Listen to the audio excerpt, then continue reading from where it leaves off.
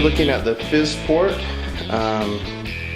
dual mode quadcopter, RC quadcopter. It's made by JJRC, and it's one that will fly and drive. Let's start by taking it out of the box. See what we've got here.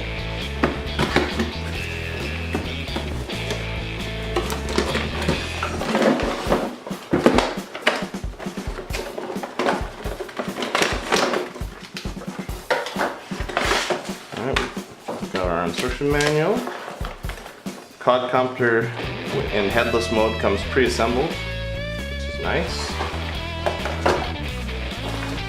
So, control, and it looks like we've got just 2 extra props, a USB cord, a screwdriver. Pretty simple, so we just need to get batteries in it and we can set it up. Alright, once you have the batteries in, the setup's actually pretty easy. So you just make sure that this battery is connected inside. You just turn that and then turn that on. There we go. And then on the remote, just start it with the down position. Turn it on.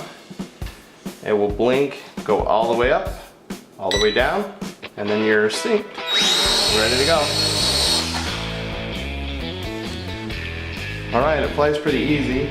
Up and down, left and right. So this is going to control it on the ground, right?